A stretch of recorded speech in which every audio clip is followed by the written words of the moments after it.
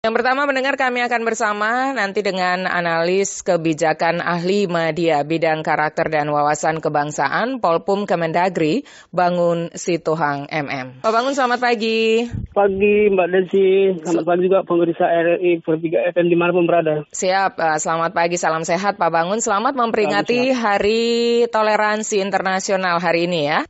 Iya, siap. Baik, selamat memperingati Hari Toleransi Internasional Pak Bangun ya. Iya, siap. Mudah-mudahan ini menjadi momen bagi kita semua agar bisa mengenal kembali, kemudian mengingatkan kita betapa kita harus toleransi dengan segala keragaman dan kekayaan di bumi ini ya, tidak hanya di Indonesia saja begitu Pak Bangun ya? Iya, di dunia internasional juga. Baik, Pak Bangun, bagaimana kita memaknai toleransi di Hari Toleransi Internasional hari ini? Baik, terima kasih Mbak Desi. Kita harus maknai pertama, kita ini kalau bicara toleransi tentu kembali kepada diri dulu, manusia. Setiap manusia, insan manusia ciptaan Tuhan pasti tidak ada yang sama, ya kan? Itu dulu kata kuncinya. Nah, tentu ada keberagaman. Nah, dengan keberagaman itu tentu setiap orang kadang-kadang ada memaksakan mau sama, enggak juga. Nah, tapi bagaimana intinya adalah saling menghargai. Itu inti dari hari toleransi. Meskipun tidak karena hari ini saja kita toleransi, tapi everyday lah, setiap hari kita harus toleransi bersama warga bangsa atau warga masyarakat dan warga dunia internasional. Tapi cakupannya, karena kita bicara toleransi ini dalam cakupan keindonesiaan, kita ingat saja Bhinneka Tunggal Ika itu sebenarnya sudah mencakup bagaimana dia menyatukan kita dalam satu lingkup keindonesiaannya. Kata kunci dalam undang-undangnya, dalam Pancasilanya, ya Persatuan Indonesia itu. Kalau kita ingat ada Persatuan Indonesia, kita akan saling menghargai satu sama lain, tidak menonjolkan entitas kita masing-masing. Tapi kita perlu ikuti setiap yang perlu diatur dalam norma-norma kehidupan sosial kita. Kita begitu keluar dari rumah, dari pintu gerbang rumah kita itu, kita harus sudah bersiap untuk saling toleran dengan lingkungan di mana kita berada. Itu kata kunci pertama sebagai kita warga masyarakat atau warga bangsa. Yeah. Nah, kalau di dunia tata internasional itu kemarin di Bali sudah terlihat kan bagaimana cakupan dari toleransi internasional itu. Sehingga kita dari beragam bangsa bisa kumpul di Bali dan dia satu tujuannya bagaimana menjaga tatanan kehidupan masyarakat yang memperhatikan satu sama lain untuk kemajuan bersama sebagai membentuk peradaban dunia yang lebih. Pak Bangun, itu definisinya begitu ya, dan seharusnya idealnya yang kita lakukan, apalagi di negara yang kaya akan budaya, keberagaman yang banyak sekali begitu ya, baik itu dari suku, bahasa, dan lain-lain. Namun bagaimana Anda melihat dengan keadaan yang saat ini begitu Pak Bangun? Apakah definisi dan juga idealnya dari kata toleransi ini sudah benar-benar terwujud di negara kita saat ini, di situasi yang seperti saat ini? Begini Mbak Desi, kita harus maklumin setiap insan manusia itu kan dia pasti ada proses kehidupan, baik di diri sendiri dengan masyarakat atau kebangsaannya. Nah artinya pasti ada dinamika kan dalam kehidupan sosial kita. Dalam kehidupan sosial inilah kita perlu tunduk kepada nilai dan norma. Nilai kalau kita sudah sepakat Pancasila ya, normanya di aturan yang ada dari Undang-Undang Dasar 5 sampai di mana dia berada yang terendah.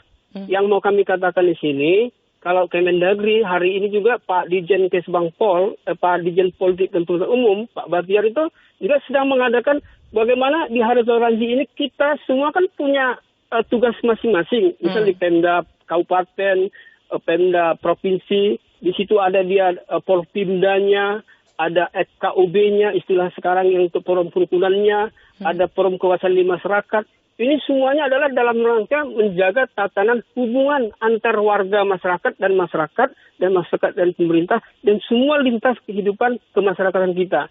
Supaya jangan ada yang tidak imbang gitu. Dan tidak imbang artinya kita harus ikuti aturan bagaimana tatanan perhubungan antar warga bangsa.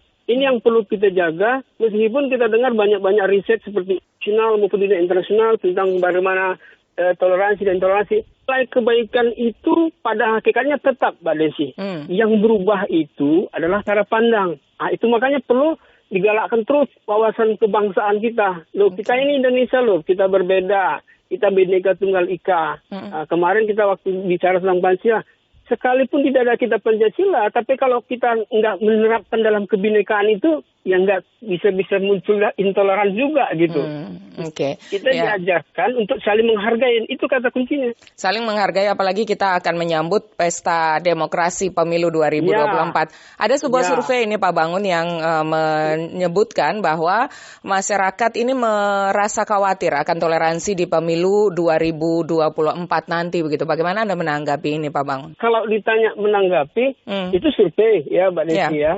Nah dengan demikian, kan kita ini ada kalau di daerah itu Porpimda, ada aparatur, ada masyarakat dan ada organisasi masyarakat. Bahwasanya untuk meningkatkan cara pandang masyarakat terhadap bangsa ini tidak tugas pemerintah saja, semua lintas masyarakat tanpa terkecuali.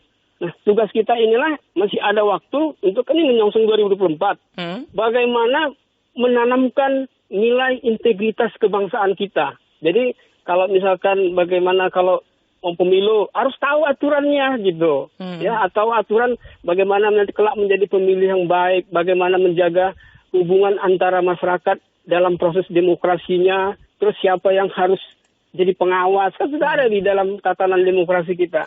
Tetapi yang demokrasi itu kita tidak memaknai hanya kepemiluan saja, tapi untuk menjaga keseimbangan kehidupan berdemokrasi seperti bagaimana antara hubungan masyarakatnya itu juga berdemokrasi. Nah, meskipun kita selalu terkooptasi demokrasi itu hanya pemilu tok saja, enggak, bukan itu.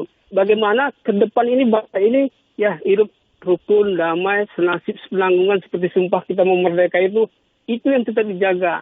Nah, kalau kita bilang di tahun 2045 itu kan nanti yang berpotensi kan generasi Z dan milenial. Nah, kami kemarin kita bisa riset di BPS, kita lihat hampir 50 sekian persen lah, antara 60% itu milenial dan Z ini. Ini yang perlu juga kita bangun, bagaimana membangun sikap toleransi itu melalui apakah dia media sosial, apakah dia ILM ya, ikan layan masyarakat. Seperti RRI ini kan tanggung jawabnya kan lebih tinggi karena dia republik loh. Jadi pemberitaan sampai ke desa-desa itu mungkin itu salah satu jalannya gitu. Semua kegiatan dalam menyongsong 2024 itu, semua perangkat daerah itu bagaimana membangun, kalau mau tema hari ini toleransi, membangun toleransi tadi, kebersamaan, senasib sepenanggungan sebagai bangsa. Tujuan kita bagaimana mencari pemimpin kelak dengan proses demokrasi yang benar-benar sesuai dengan regulasi dan kita menikmatinya sebagai bangsa. Tidak kita mengatakan saya paling benar, saya yang benar. Ya, seperti itu akan membuat intoleran dalam kehidupan demokrasi kita sendiri. Gitu Mbak. Ya, jadi Pak Bangun, saya tertarik dengan kata kunci yang disampaikan Pak Bangun tadi adalah saling menghargai dan menghormati. Ini bisa menjadi kunci untuk kita lebih toleransi dengan sesama kita begitu ya? Iya. Baik, terima kasih. Manusia ada self esteem kalau istilahnya maksudnya harga diri itu kan. Nah, tapi bagaimana penghargaannya? Nah, itu ada juga dalam rangka untuk kebangsaan kita, bukan ke pribadi gitu. Baik, ya. Jadi menghargai pribadi kita dan orang lain begitu ya, atau orang lain dulu baru kita begitu. Seimbang lah. Baik, yang seimbang ya. Terima kasih Pak Bangun waktunya bersama Pro 3 RRI. Selamat melanjutkan aktivitasnya. Analis kebijakan ahli media bidang karakter dan wawasan kebangsaan Polpum Kemendagri, Dr. Bangun Sitoang MM baru saja berbincang bersama kami terkait dengan hari internasional